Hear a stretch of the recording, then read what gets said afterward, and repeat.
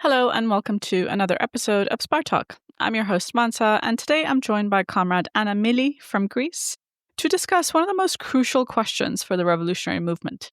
What is a communist perspective for oppressed countries? How do we apply the lessons of Marx, Lenin, and Trotsky to countries of the global south? Countries devastated by imperialist oppression and exploitation, by national humiliation. This, in our view, is a question on which the Marxist movement has time and again fallen into a trap. A trap because some tendencies think that, well, there's capitalism in these countries, so the main fight must be against the national bourgeoisie. Or that because these countries are oppressed by imperialism, the main fight is against imperialism in an alliance with the national bourgeoisie. And this sort of way of looking at this, it goes back all the way to the debates at the heart of the Russian Revolution itself. So in this episode, we want to discuss in general terms, what is a Marxist approach? Or in other words, the permanent revolution, Trotsky's defining contribution to the revolutionary movement. So with this as our aim in this episode, I'm going to pass it to you. Anna, can you lay out the general problem facing the revolutionary movement? Hi, Mansa. Nice talking to you. Sorry, I forgot to say hi. No problem. Before, I think there are multiple problems, I think. It's very correct what you laid out, like the two poles that they're facing the workers' movement actually for decades and decades all over the world, in the global south, in neo-colonies, in typically independent nations. But I think it's important to take a step back because the problems are kind of starting, I think, by the workers' movement not understanding basically, or some of them, what is actually defines the oppressions, what is the material basis actually, and the material conditions in the nations dependent by imperialism. Because I think it's important to start with that, because only based on material reality, actually, you can start to draw the tasks. So I think it's important to understand basically what you laid out a little bit, that the countries oppressed by imperialism in the global south, in Eastern Europe, it's really every aspect of the economic, the political life, how is underdeveloped, for example, like Greece, for example, has really very little industry. It's really an underdeveloped country. And this has to do quite a lot by, the subjugation of imperialism, which, it has an interest actually in keeping subjugated and underdeveloped this country, So I think it's important to understand that the material conditions of this country it's very much connected with, with the tasks of the communists in this conjuncture. So the problem I think that is facing the left, and I'm saying that because some people on the left, for example, the Communist Party of Greece, thinks that Greece is imperialist, which if you think that, actually you cannot draw any correct task, actually, facing the working class here. Because if you see what it determines here, why people, work so many hours, why there's so many deaths, why there's so many taxes, why such, the working conditions are horrible, the economic situation is bad, women are unemployed. It has to do quite a lot, actually, with a crisis that took place in Greece starting from 2008 up to now, which is still the austerity continues with the memorandums, with the debt, for example, and all of that. So in order, basically, and this isn't one example about Greece, because in the global south, every oppression takes different kind of form sometimes from the imperial. It doesn't correspond equally the same or exactly the same in every country. But the general trend is that the material conditions by imperialists determine, what is happening in this country.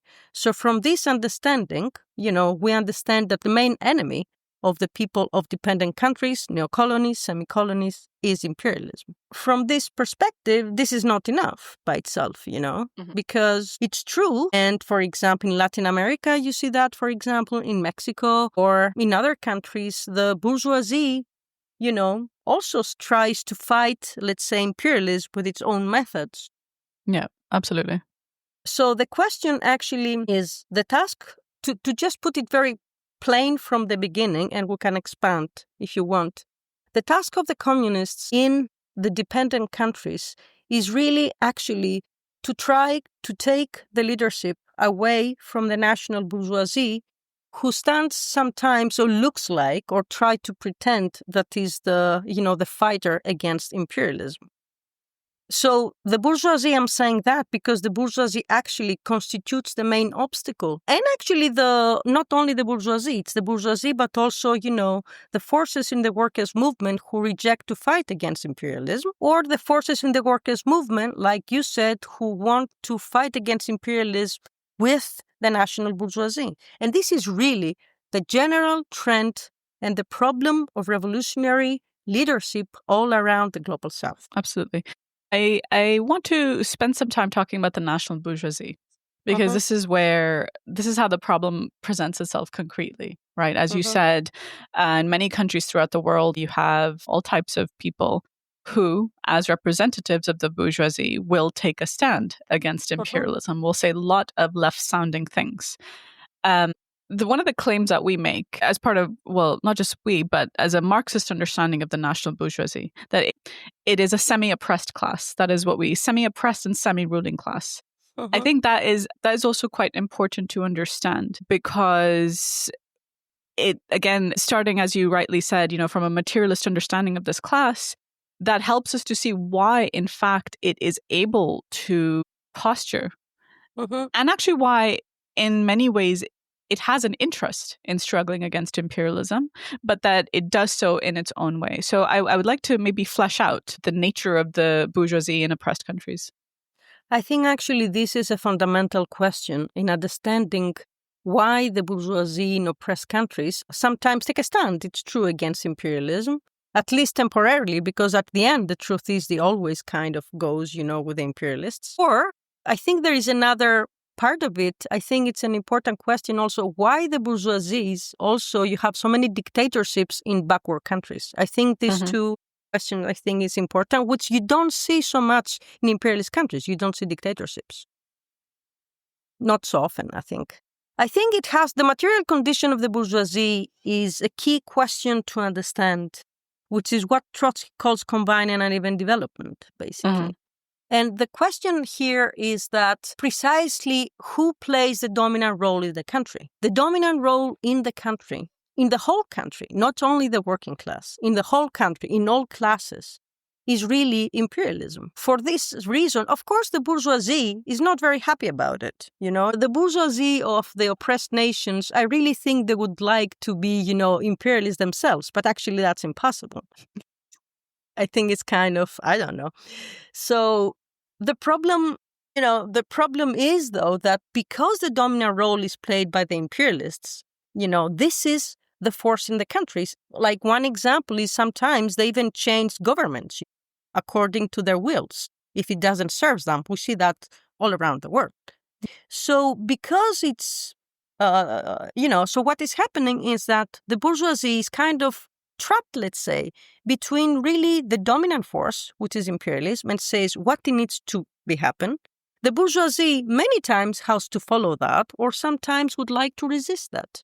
But in order to resist, because the imperialists are much, much stronger than them, then the bourgeoisie is forced, in these times that it would like to take a stand against the imperialists, to really lean on the other force in the country, which is the proletariat. And sometimes even more than the proletariat, like even in the petit bourgeois, like the whole nation behind it. So what it gives actually, and the point is that the imperialists actually, if you see in independent countries, let's say Mexico, for example, it's a very good example, I think, or even Turkey, who actually makes the proletariat a force, like because of export finance capital, it's the imperialists actually who create a very strong and powerful proletariat. So that's why, like, the bourgeoisie is kind of like, is really between these two forces that they're really more powerful than itself. So many times it does lean on the working class, especially on the working class, to try to better its position,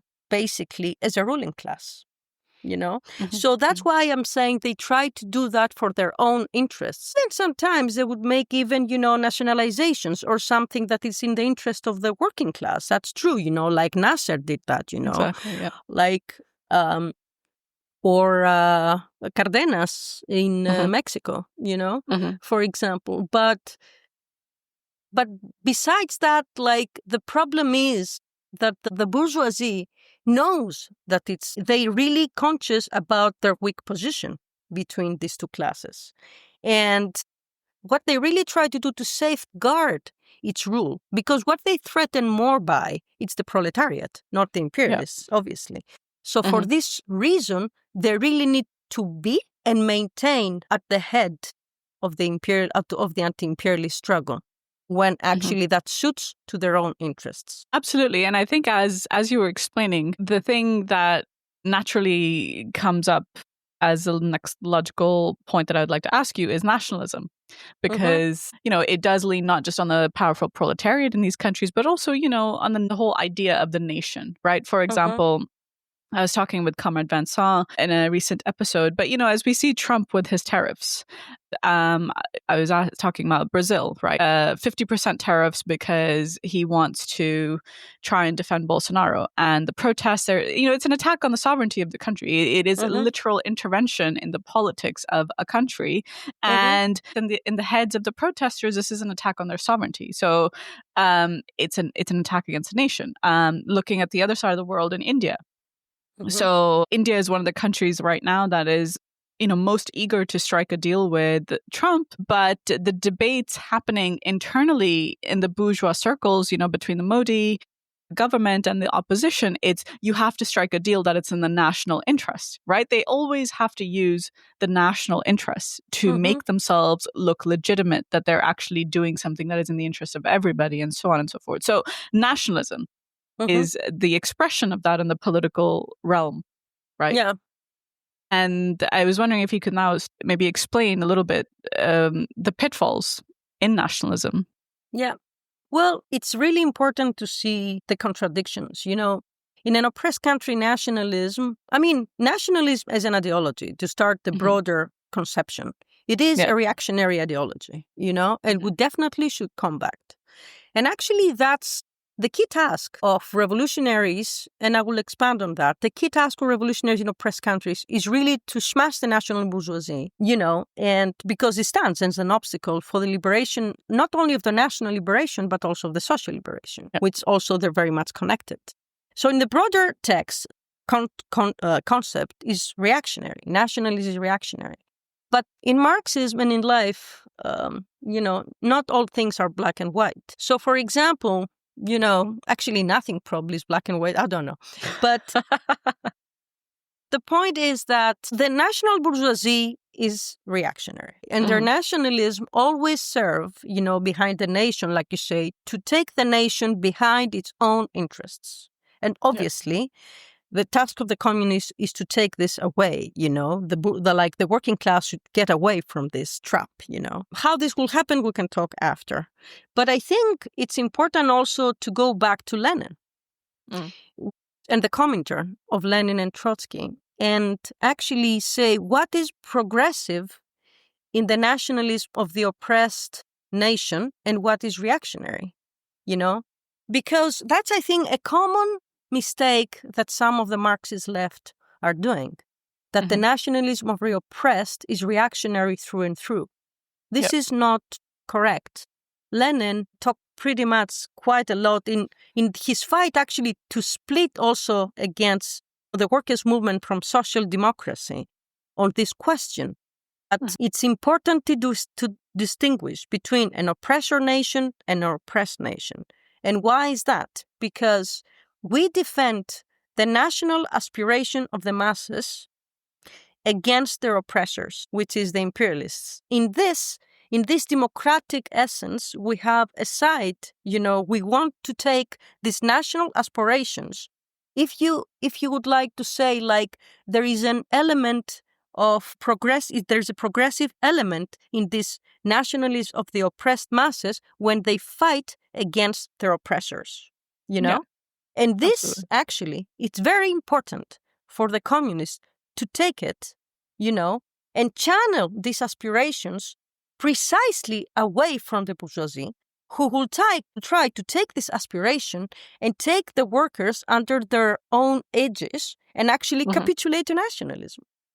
But you cannot fight against the national bourgeoisie in this and smash the nationalists if you reject this progressive element of the masses. Yeah, I think it helps to be very concrete about this. I think when, let's look at the struggle of the Irish against Britain for many, many centuries, right? If you tell an Irish worker, hey, forget the fact that the empire, the British Empire has destroyed your country for centuries and just fight class against class, then you're not really going to be able to intersect, I think, this keenly felt centuries of national oppression. Yeah. I think it helps to be concrete, I think. Yes. Well, if I be more concrete about Greece, which is not the same as Ireland, obviously there are differences. But Greece, it is oppressed by US, imperialism, and the EU. I mean, this is not a secret, Like now I think they're preparing for the working people of Greece to still pay the debt from the first memorandum. Wow.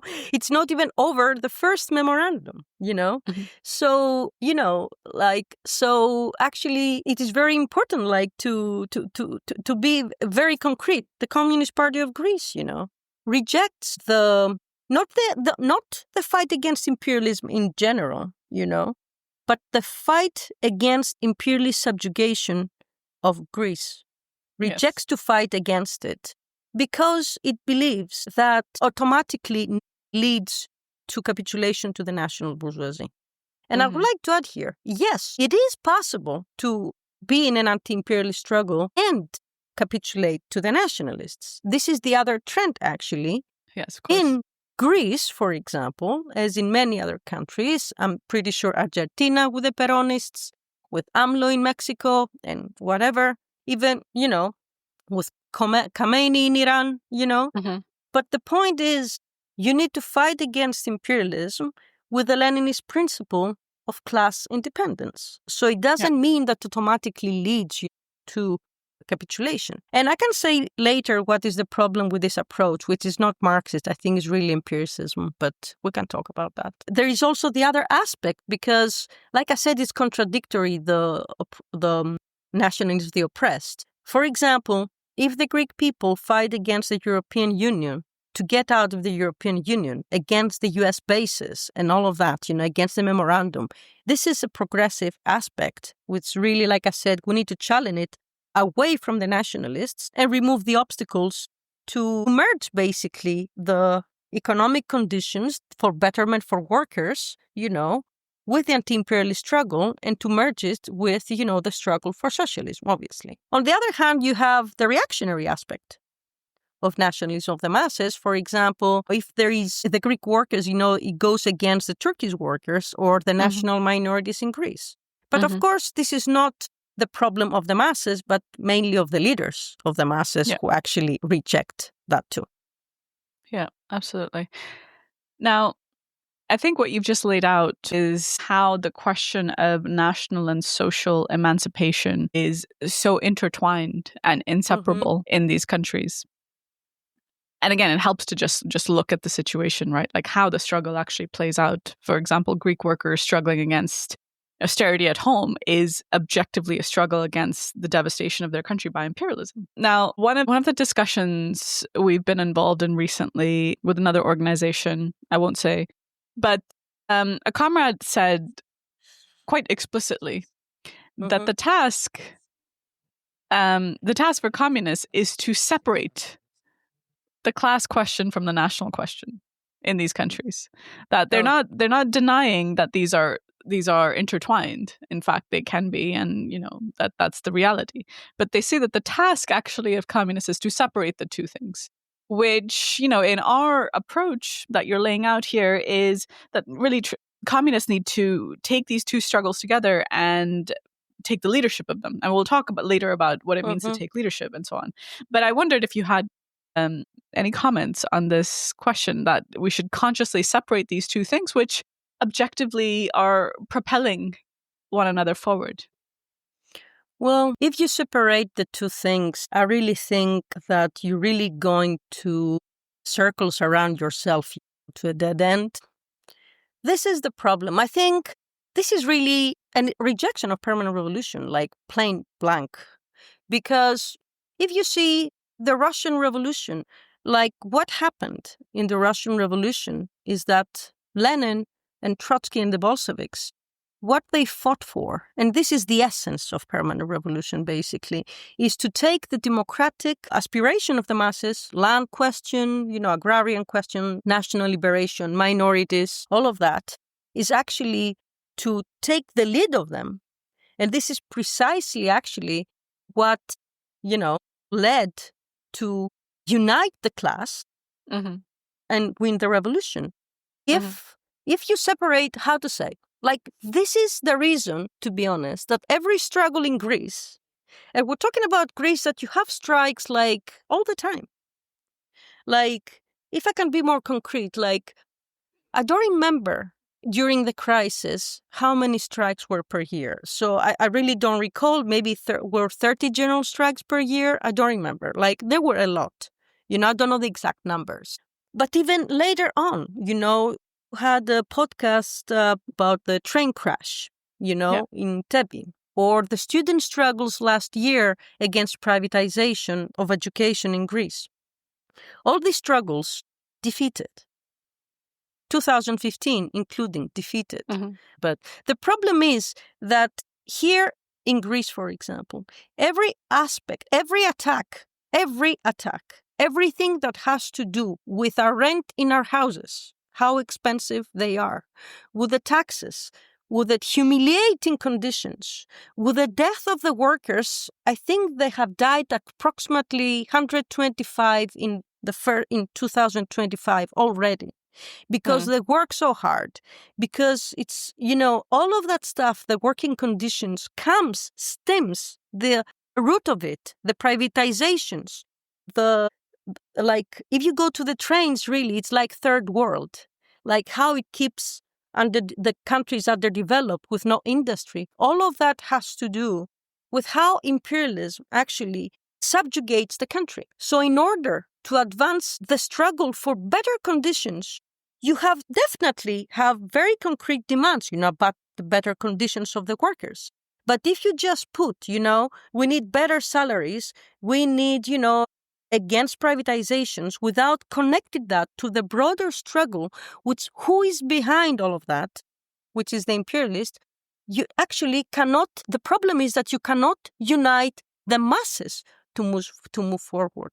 You cannot unite the oppressed masses against the main enemy of the proletariat. So every struggle begins, with the Tebi thing, was 1 million people in the general strike in Athens. Nothing happened. Why? Why? Because there was no connection to the workers for their needs, a real connection with justice for the Tebi crimes victims, and also, with the main reason, the heart of the problem, which is imperialist subjugation. So if you don't do that, and you cannot even defeat the government, actually. So if you separate, that's the problem. There's separation in Greece about this, and the government is never defeated, and there is a more imperialist subjugation. I have a couple of questions coming off of this. One, because the trends in the left that we disagree with on this question, they think it's a capitulation to talk about the national aspirations, to merge the two tasks. And I guess what am I trying to ask?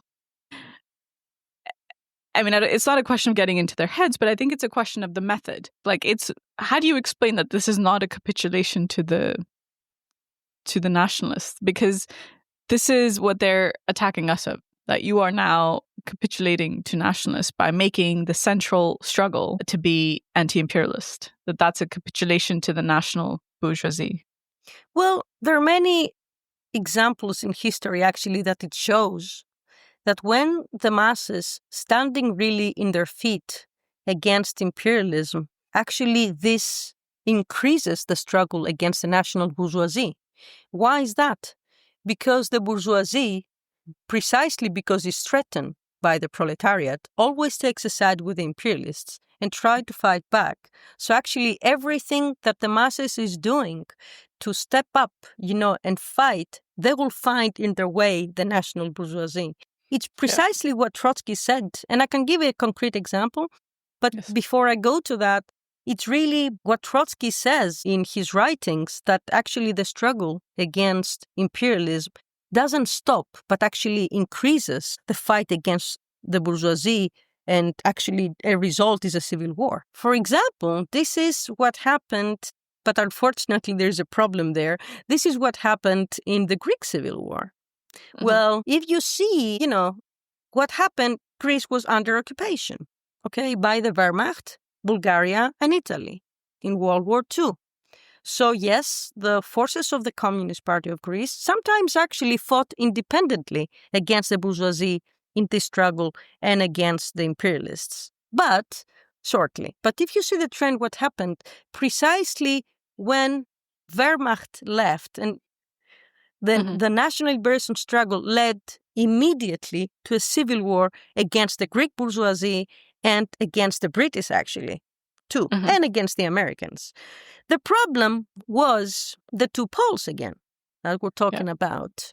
One was that the Communist Party of Greece had the two stages, Menchevism and Stalinism, like giving up the struggle, collaborating openly, like in a national government with the bourgeoisie, hailing the British, and the Americans, like as the great allies. That was part of the Popular Front of Stalinism.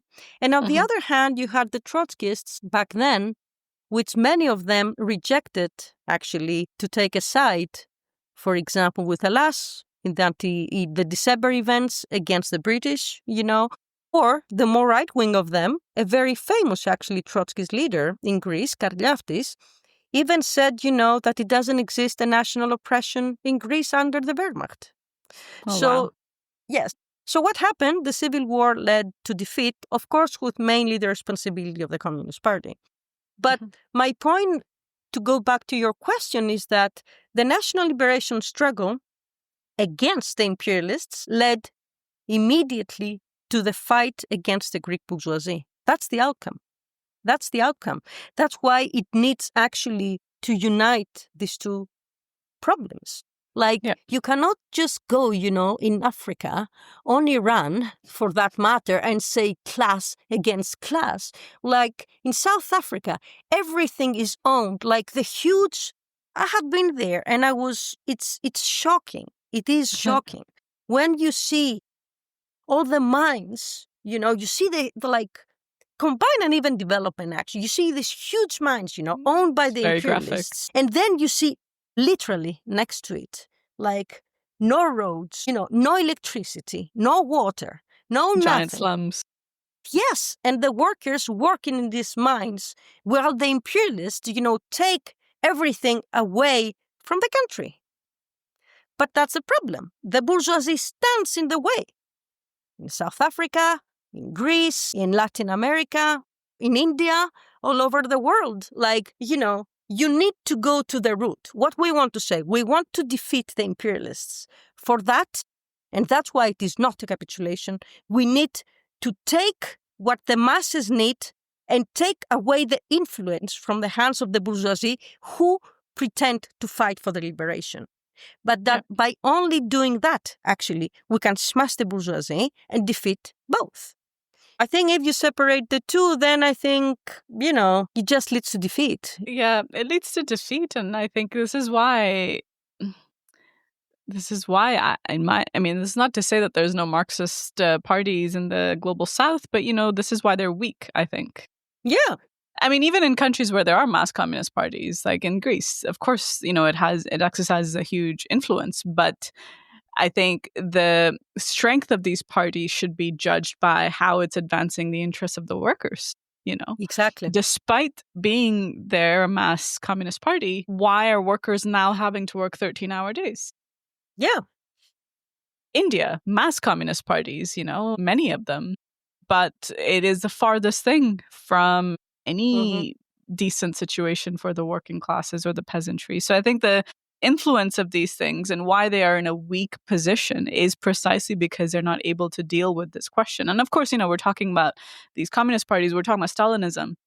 And I'm very glad you talked about the stages, because the Russian Revolution in practice was merging together of these stages. It was overcoming them dialectically through struggle, through fighting for the national and democratic aspirations, through proletarian leadership. Well, I really think that if you separate the two questions, I think it's a way to capitulate to the bourgeoisie, in my opinion. I think that's my argument, to be honest, because ultimately, what's the problem with two stages?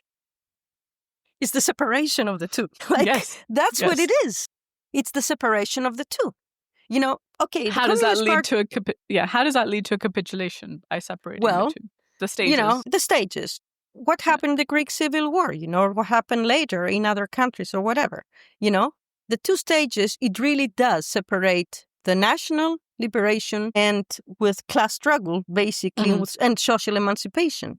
So what is happening with the separation, with the two stages? First, you really lean to the bourgeoisie to fight for the liberation of the country. Well, that's class collaboration. That actually, leads to what? Like to the bourgeoisie to smash the proletariat and open to imperialist reaction. So what the stages? First, we're going to let the bourgeoisie, it's a bourgeois democratic struggle, national liberation, a democratic demand. So we should leave, the bourgeoisie do its own demands, let's say in quotes, its own demands, like for democracy. We do that. We let them do that. And later, whenever, we're going to fight for social revolution. But that's precisely how you capitulate to the bourgeoisie. We say, no, we should take up the democratic demands of the country. We should take, the fight for the national liberation, for the liberation of minorities, for the land question. It needs proletarian leadership. We're going to take it up. And by this, actually, it highlights, what's the word? Sorry about my English. It really increases the class question too. So you merge these two. That's how the Russian Revolution happened. It's like you go to the US even, which is not an oppressed country, obviously, and you say, I will separate the black question from the fight to take power against the American bourgeoisie. Well, good luck with it. You cannot do it. You cannot do it. Exactly. No, I think that's a really great example. Okay, my other question was going to be about unity, because you've said how without making the central struggle against imperialism, you cannot unite the masses, right? Mm-hmm. And I was wondering if you could elaborate on that a little bit. You've obviously been talking about it here and there.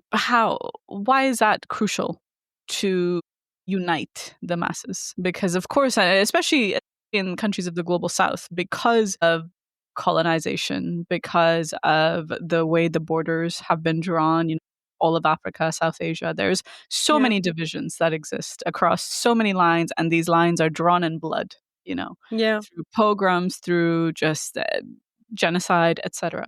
So the task ultimately, whether you want to fight against the bourgeoisie or the imperialists, let's just put that to the side, but you need the unity of the masses. But this doesn't exist because of all the divisions that are time and again, they're reinforced by imperialist oppression. So why is the struggle against imperialism key to uniting the masses?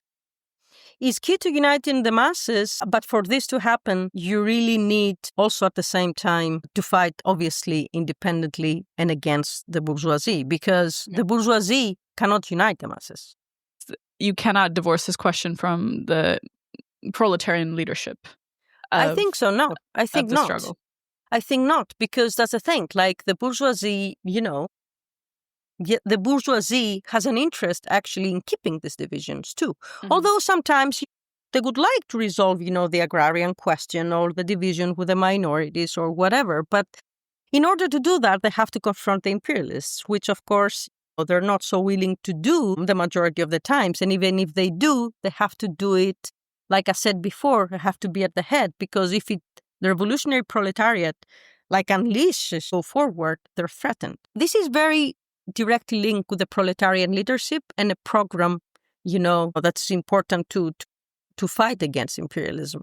I think in this question, the proletariat, it's really on the task of a party. That's why I think it's very important. Why we're talking about that, to be honest. Yes. Why we're talking Why? about all of this? Because what is lacking in the world since the Comintern of Lenin and Trotsky is really an international, a true international that can unite the workers of the world.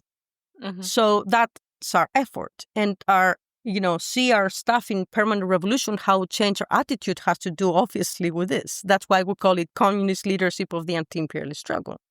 Yeah. So the proletariat at its party, it has an interest, to unite. Like, if, for example, in Greece or in any other place, the working class should stand, for example, for the defense of the minorities, every time. Or this is, for example, a very important element about if you don't fight about that, you cannot struggle against imperialism. But you can see, I think, India is a characteristic example that when there is a struggle against imperialism, actually it's most likely for the masses to unite together against it, I think. Yep. Here in Greece, for example, the Macedonian minority, which now even rejects that exists, actually was constituted 25% of the Democratic Army who fought against the U.S. imperialism in the Civil War. If you go, I think it's also very much connected with class against class. If you just go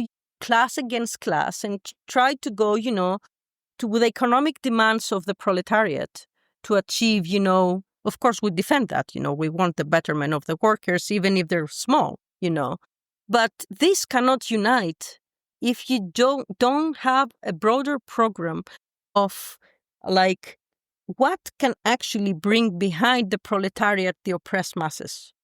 What can bring, the peasantry, for example, in Mexico or other places behind the proletariat? What can bring the minorities behind the proletariat? All of that, because all these conditions, all these divisions maintained and increased actually by the imperialists and the bourgeoisie, is important for the proletariat to be at the head and unite the struggle. Other way, it's just going to be, I think, economic struggles. Economism doesn't really unite the masses. Ultimately, I think the way you've explained, that this is key to fighting for the unity of the working class, but also crucially that it has to be done in opposition to the national bourgeoisie. Because obviously, I think the other thing is, the national bourgeoisie in oppressed countries often comes from the dominant peoples within such places. I think India is a great example. It's such a prison house of peoples that how are you going to unite all the different minorities and religions and ethnicities when right now Modi is very Hindu chauvinist, right? There's a distinction here between saying, oh, you just defend the minorities, as opposed to saying we are putting your struggle at the heart of our movement, that we will fight for your liberation, for your self-determination. Because I think any liberals can say, oh, we defend the Muslims, we defend the Tamils, whatever. I think that's one thing that also the left thinks is just like a tick box exercise.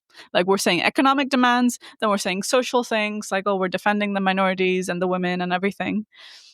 But there's an actual difference between, Sorry, because it helped me very much to think of something, like Turkey is a very important example, I think, like the left defend the Kurds, obviously people have a side with the Kurds, is brutally oppressed and all of this. But the left, quite a lot in Turkey and outside of it, reject that Turkey itself is oppressed by the imperialists. So if you reject that, you cannot win over the Turkish population in defense of the Kurds also. That's the thing. If you reject and you say, you're just a dominant nation, which it is the dominant nation inside Turkey, but like how you going to win over the Turkish workers to defend against the Kurds if you don't fight for the national aspirations too? Because like that, you cannot unite the two, obviously. And you throw the Kurds also to the imperialist help, in quotes, obviously. And then the division is happening. And that's why it is important to take at the heart the struggle against imperialist subjugation, because this division then it can, through struggle, obviously, cannot happen in a day, Mm-hmm. like unite in struggle. Mm-hmm. Yeah, and I think I'm really glad you brought up the example of the Kurds, because I think the whole, the PKK just laid down its arms, right? Yes, absolutely. Very, very, very tragic example of how looking to the imperialist leads to defeat. The Kurdish question shows that if you're not actually putting the struggle within the framework of imperialism, you're actually leaving these vulnerable, oppressed minorities to be used as pawns for the Western liberal imperialists. Like, oh, hi, we will defend you against your oppressors. And, and I think this is a total betrayal by the communists to not do that. I think just since we're talking about leadership, I'm looking at our... for listeners who don't know, the topic that we're discussing today, it comes from our 8th International Congress that we had in late September 2023, where we really effected programmatic reorientation for our whole organization. And we published a conference document called In Defense of Permanent Revolution. And in it, we went right back to the Comintern and the first 4 Congresses. And I found this really nice quote that's published in Spartacus 68 in the article called In Defense of the Second and Fourth Comintern Congresses, which I actually just want to read to drive home the point. Again, I'm thinking of the leftists from other organizations who listen, which I know they do, to really drive home the point about Lenin and what he was fighting for. So this is from the Theses on the Eastern Question, is it? Mm-hmm. Mm-hmm. Yeah. So from the Thesis on the Eastern Question, it says, quote, Lenin, quote, the preponderance of pre-capitalist relationships is still the main determining feature in these countries, so that there can be no question of a purely proletarian movement in them. There is practically no industrial proletariat in these countries. Nevertheless, we must assume the role of leader even there. End quote. So, Lenin is talking over a century ago for those countries that didn't even have a sizable, or any proletariat. And he's saying you must be fighting for proletarian leadership even there. Yeah. So now you fast forward a century later, where India has one of the largest working classes, Mexico, massive working class. Of course, we must fight for proletarian leadership of the national struggle, of the struggle against imperialism, because of course, what defines these economies, these societies, is imperialist oppression. So I don't know, I just thought that was a really nice quote to read out for our listeners. The next thing I'd like to turn to is, again, somewhat controversial, and it's the Anti-Imperialist United Front. I'll just leave it to you. Why don't you explain? Why don't you explain what it is, what it's not, and And I would like to go a little bit broader and maybe give 2 examples after that. Yeah, which also is connected very much with the class versus class, also too. I think. Well, the Anti-Imperialist United, I think everybody should study again the 4th Congresses, especially on these questions, the 2nd and the 4th, and the Thesis on the Eastern Question. They're so explicit that I don't know how we missed it in the past, because, it's really... consciously. Yes, exactly. Well, I like the way, I think is in the thesis, how they say it about the Anti-Imperialist United Front. And actually that derived from the 3rd Congress with the United Front of the Comintern, when they talk about the United Front generally in the working class movements. And they took that and they thought, okay, what is the task of the United Front in the proletariat organizations, in the workers' movement?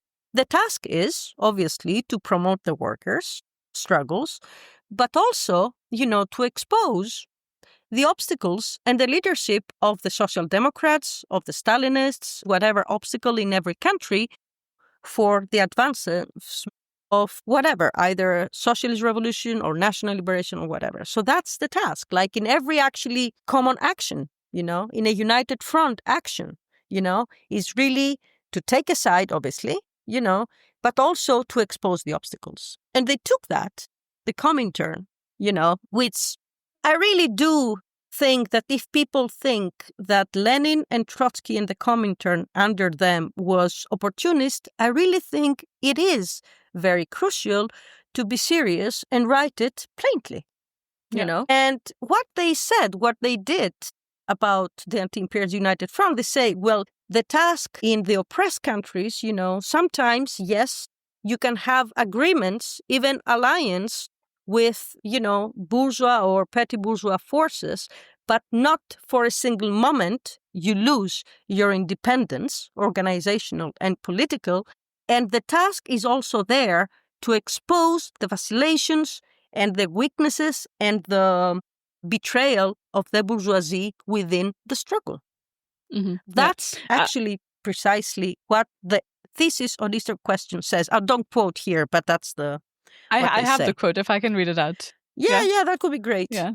Okay, so again, from the same thesis, it says, quote, "The Communist International should arrive at temporary agreements and, yes, even establish an alliance with the revolutionary movement in the colonies and backward countries. But it cannot merge with this movement.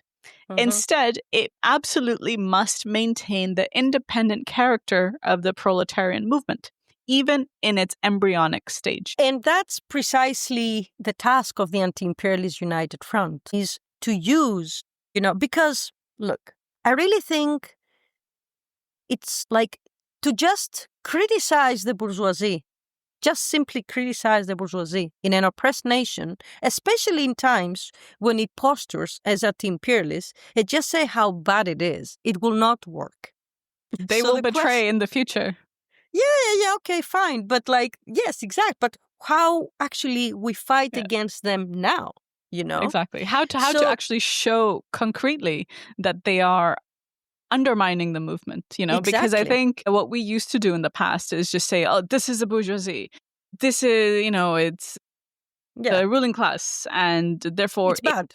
It's bad. It will betray. It's standing on the side and shouting that it's bad, don't do this, and it will betray it. But I think now our reorientation, what we're trying to say is you have to, Trotsky, he's got this quote from the transitional program that you need to, I forget the quote, but he says that you need to take the masses through this experience. They cannot overcome this through words alone. You have to take them through this experience. You have to show how is a bourgeoisie, holding back the struggle. What is it doing? Its methods, etc. Exactly, because if you're thinking, that if the starting point is that, okay, the bourgeoisie will betray, but your audience is some professors, then okay, you can say it is not a problem. But if your starting point is that you win over the working class and make conscious to their minds, to their socialist conscious, to the class conscious, to their national aspiration conscious, what they need to do, you have really to show them in practice. That's what it means within the struggle. And the Anti-Imperialist United Front is an excellent tactic, which derives, and it can happen only, obviously, if you keep your independence. And I can give 2 examples. No one can say, I really dare the Communist Party of Greece to say that Lenin was wrong, or others, I think, really, if you're serious, you just do it and say why, But that's the thing. I'll give 2 examples. But the Anti-Imperialist United Front, like any united front, has 2 aspects. 1, you have a clear side. 2, you need to expose the obstacles within the struggle. If you lose one of the 2, you will capitulate both to the imperialists and to the bourgeoisie. And I can give the fantastic example of 2015 in Greece. Which is actually the anniversary of the referendum of 5th July, it's 10 years. So you have actually these 2 poles. The struggle against the austerity and against the dictates of the EU was really brutal. It was really, really subjugate. They literally had a troika controlling everything in the country. Everything. They say jump, the other had to jump, whatever. And then actually that brought huge strikes out, like I said before, and advancing even, the struggle for better salaries, for this, for that, for better wages, all of that stuff, like the class questions, But unfortunately, erase the debt, get out of the EU, all of that stuff existed in this struggle. But unfortunately, we had the 2 poles. And no party, a communist party, 2 actually smashed the illusions on Syriza back then, who postured as anti-imperialists. And that's why this struggle led to defeat. So I will elaborate. And actually, this defeat still holds the Greek workers' movement really, really weak. I think this is very important. It's a turning point in recent Greek history. So what happened in 2015? Everybody knows about the referendum. Should we have more austerity or not? Okay, whatever. Some people thought, like the Communist Party of Greece, that this is a capitulation to the bourgeoisie, that if you say no, then you say that then you have the austerity program by Syriza. Okay, whatever. Okay. So what were the two poles? Well, in the referendum, the Communist Party, from one hand, really afraid, because I think it shows a fear and an insecurity of itself capitulating to the national bourgeoisie, decided to give a spoiled ballot to this straightforward question. Yep. With that, rejected actually to struggle in practice against imperialism, besides the nice words for socialism in the future and get out of the EU in the future. From the other hand, all these years, it was the left who actually, from Adarsia to NAR, which now it's Communist Liberation, to a Workers' Revolutionary Party, to everybody actually, who either directly or indirectly capitulated to Syriza. That, of course, the left had criticisms of Syriza. They did, and many times correct. But the problem was that their whole approach was not actually to smash the illusions of Syriza, but actually to push Syriza more to the left. Yep. Well, that didn't help either, I have to say. So the question that was very central with the referendum is that obviously a very correct position, which many leftists took, was no. We don't want more austerity. But at the same time, that was actually an anti-imperialist united front. Like would take a side with the Syriza's call for a referendum, for a no, and at the same time, we push the struggle forward, to get out of the EU, to cancel the debt and other measures for nationalizations, of, the ports and all industries and all of that stuff, to show within the struggle that Syriza will capitulate and the masses will learn from this experience.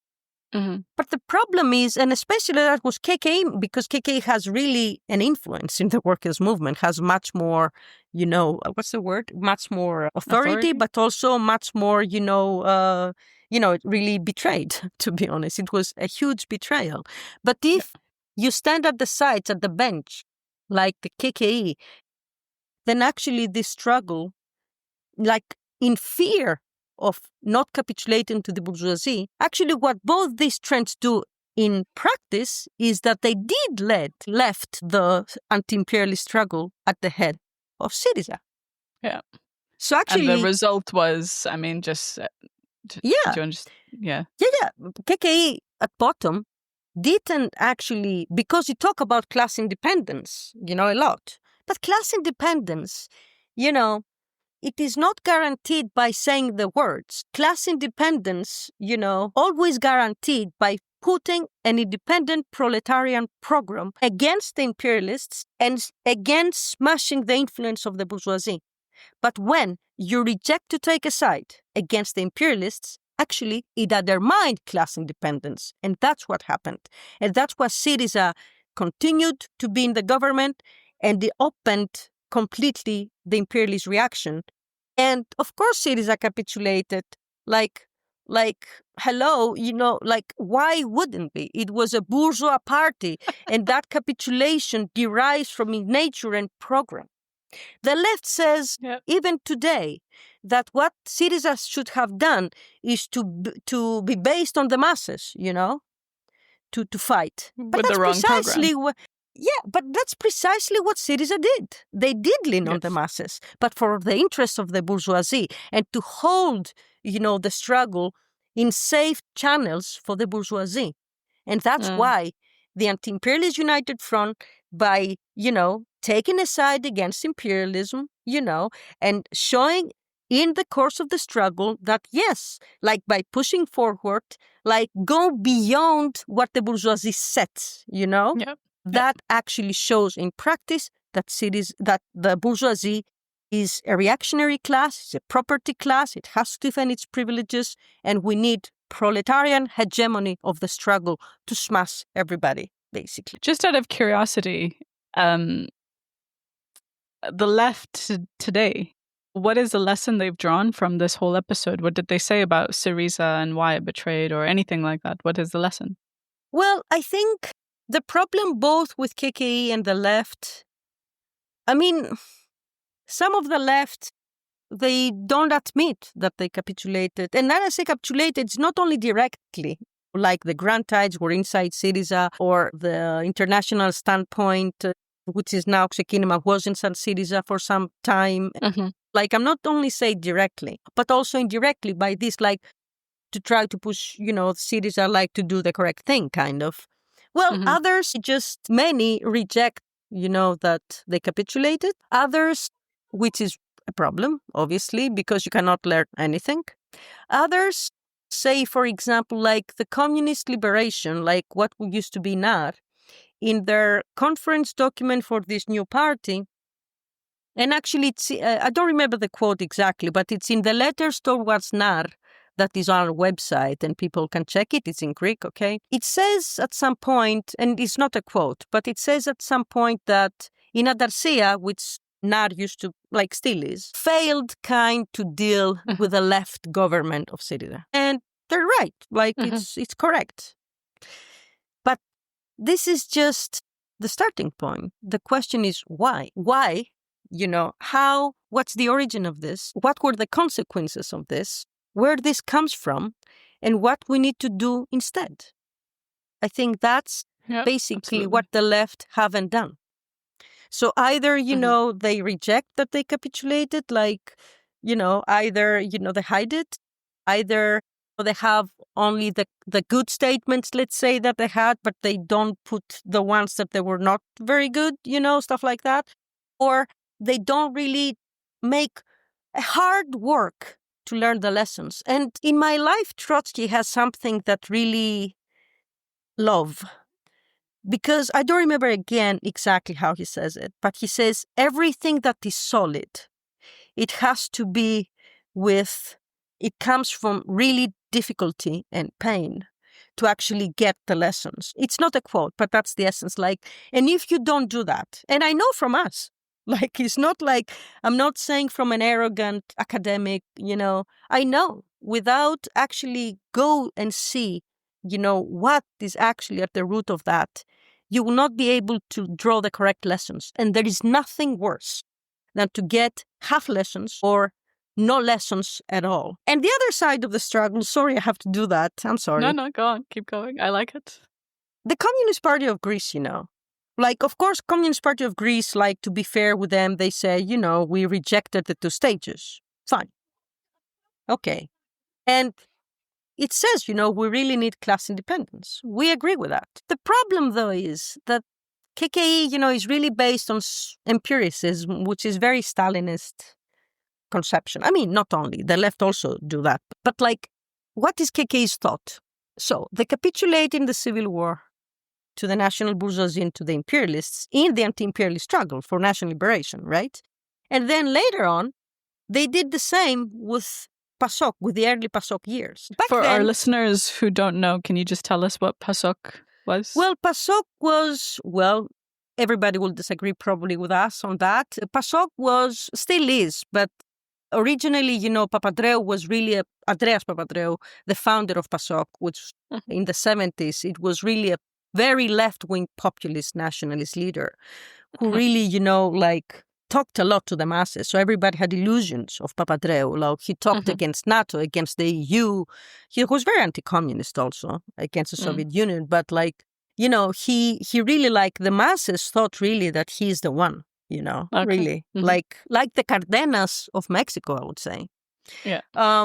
So KK capitulated back then too. And I think probably everybody, but I haven't done, all the work to say, concretely. So, but KK, what was saying in the Civil War, I want to say the common threads and PASOK. They were saying Greece is a backward country. For this, basically, that's the outcome of their thing, because it's a backward country. First, we need to have the stages. We need to have, the democratic demand, which the bourgeoisie would do. And then in the future, we do socialist revolution. Okay. KK got out of that. Syriza came to power and thought, well, this is wrong. Cool, this is wrong. We need class independence. Sure. But instead of actually try to see what is the material conditions and adapt a program against imperialism with class independence, what they wanted to do is adapt the material reality to their own problems. So what they did, they granted Greece as imperialist country, because that's the only way that then you say it's imperialist, you need socialist revolution, basically. Right. Because then it's working backwards. Exactly. You want class independence, so you modify your theory, and then you say, okay, we're... Yeah. Instead, and that's empiricism, because it's not based on material reality. What is empiricism? By empiricism, for our audience, is not that you cannot take the experience you have, obviously, and use them to understand. But empiricism, in Marxist terms, is not based on material reality, but on its very narrow subjective outlook, I could say, something like that. Mm-hmm. And that's the problem. Instead of KKE saying, well, Greece is still a backward country, which it is, if you're right, like people even don't ride the trains anymore. It's like a third world country. It's not just a Tebi accident or crime, actually. It's like nothing, it works in the trains. You see, it's because of the privatizations and all of that. And actually, we still pay for that, whatever. Mm-hmm. Instead of saying Greece is still backward, we don't have much industry, by the way. Really, it's very backward. It is subjugated by imperialists. What we need to do, guys, is fight against them, but we need to fight with class independence, Then it says, no, in order to have class independence, you have to fight only against the Greek bourgeoisie. Well, guess what?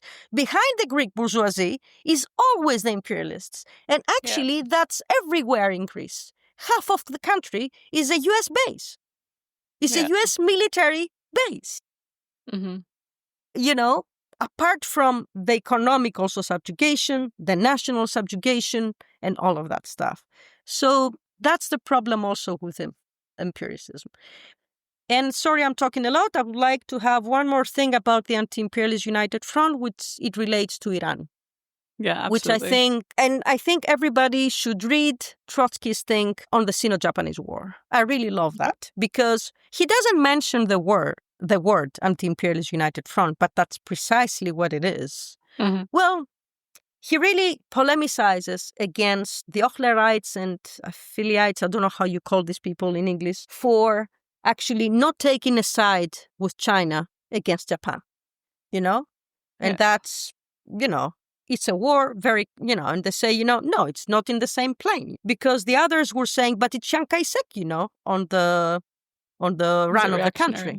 Yeah, exactly. But Trotsky says, and replace Chiang Kai-shek with Khomeini, he says that because they polemicize against Trotsky that serve Chiang Kai-shek. It's in the service of Chiang Kai-shek. And Trotsky says, well, no, to take a side in a war against an imperialist country who tries to subjugate an oppressed country, you don't serve imperialists, but you serve the independence of a semi-colonial country, despite Chiang Kai-shek or despite Khomeini.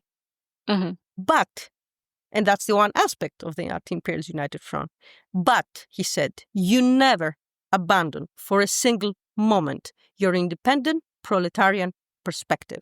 Never. You militarily, and this is perfect for Iran, inside Iran, outside of Iran, militarily, you participate in the struggle under Khomeini because, unfortunately, he's running the country, but in struggle, in military, and politically, you never give up the struggle, and always you prepare for the overthrow of Chiang Kai-shek's or the Khomeinis.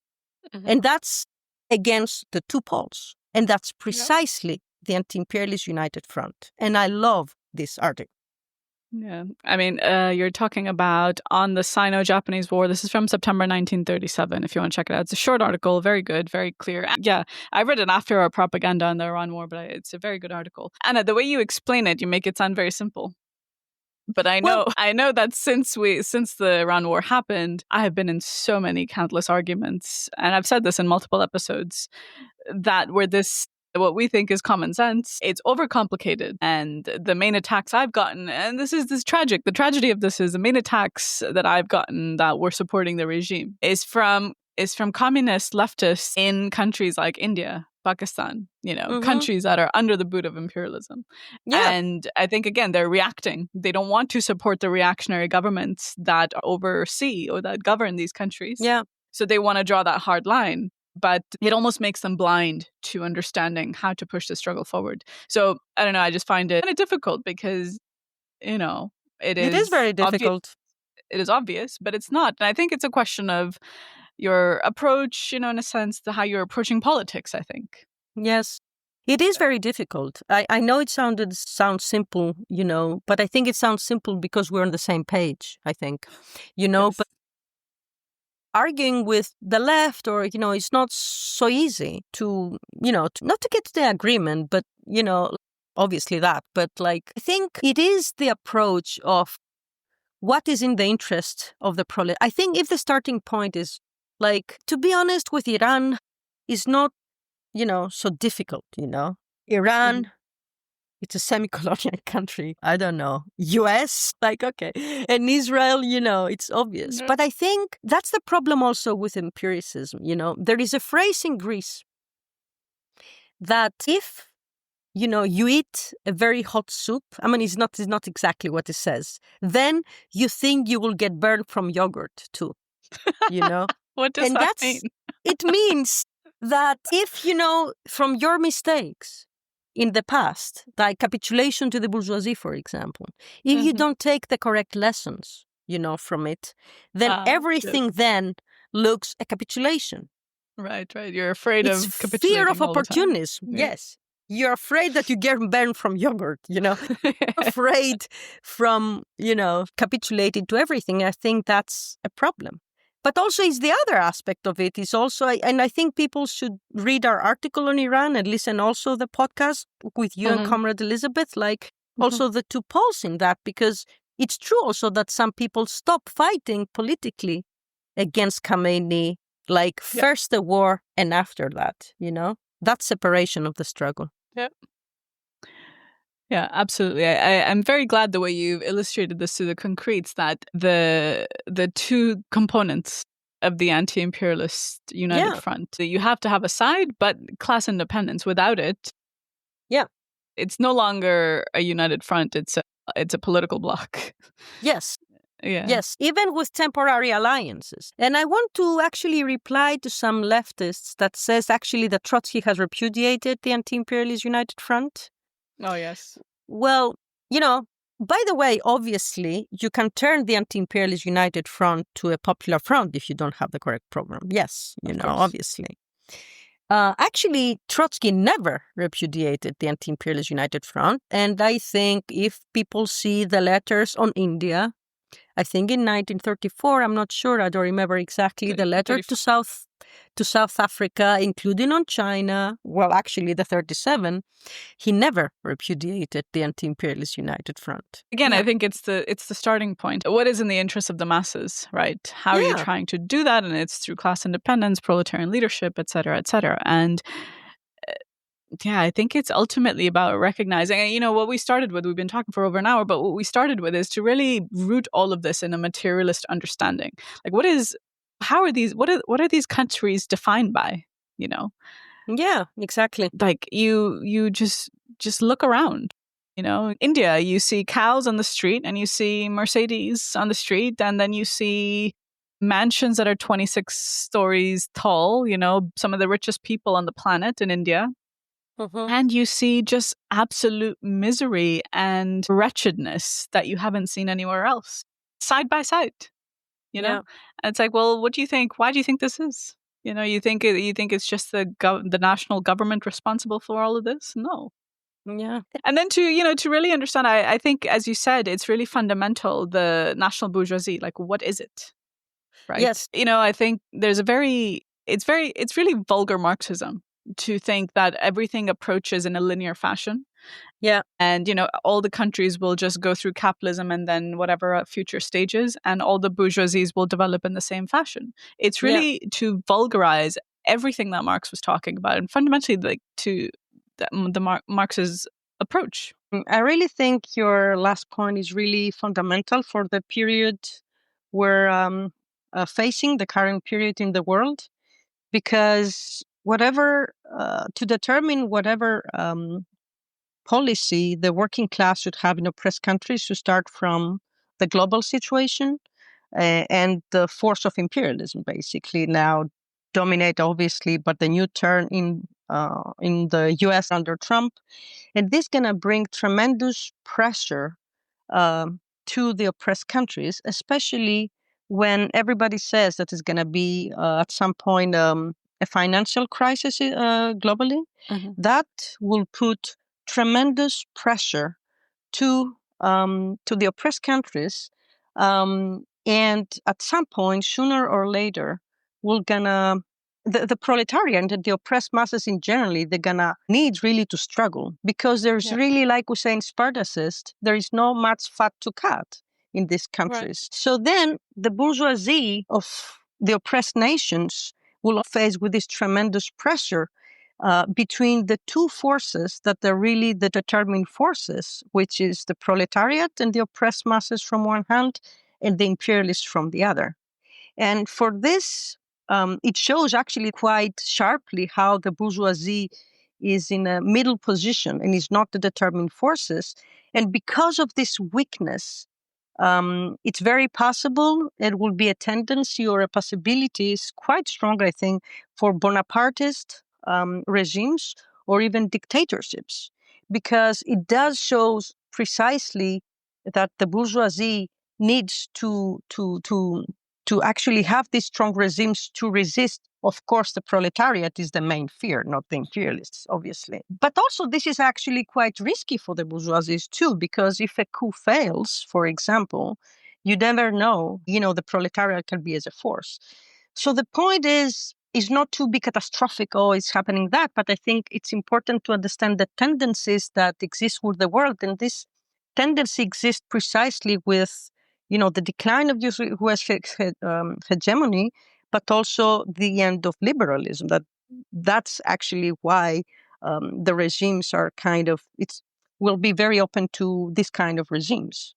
So the proletariat really needs to be prepared. At first, immediate perspectives, I think, should be very, very defensive, and to beat the proletariat in a better position, because the imperialists are preparing a storm, really, especially absolutely. For the oppressed countries. Yeah, that's really key what you're laying out in terms of stepping back, looking at the tasks in oppressed countries from the point of view of the world situation, and then really understanding these national bourgeoisies, right? Like, they are squeezed and they can go really bad direction, as you mentioned, dictatorships, coups. But I think also part of the explanation of their class nature, they can also try and strike a more populist posture as well.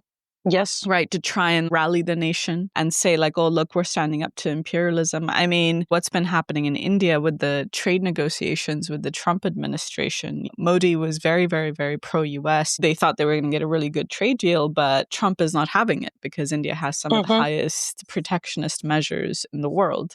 So instead, what we've seen now over the past few weeks playing out is the Modi government now taking a more hard stance, saying, oh, no, we're not going to betray our national interest. We're not just going to give in so easily. But if you actually look behind all that rhetoric, what you see is precisely the fact that India is a subjugated country and that it's really the US who calls the shots, because Modi is caught between this huge layer of the peasantry and he cannot betray their interests because the government will fall.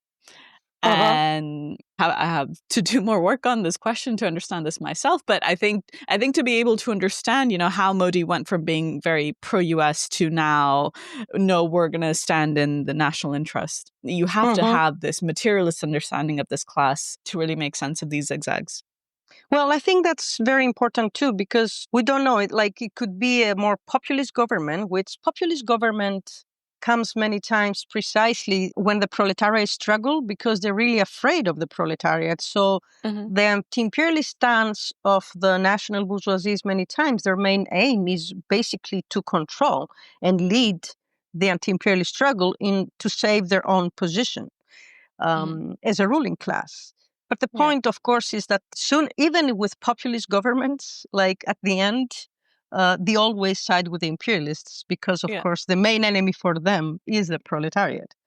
So in these cases, we need, and in back to the anti-imperialist united front, if you would like, if the US imperialism, attack these countries, which they will, we can have an anti-imperialist front, like temporary agreements with the national bourgeoisie or nationalist forces against the imperialists, but always keep an independent proletarian perspective that will go against the bourgeoisie, because the only way to secure national independence is to fuse the struggle with social emancipation, and only the proletariat and a vanguard party, which actually that's the main task of the world today since the end of the Cominterns of Lenin and Trotsky, to be really successful and to overthrow basically imperialism.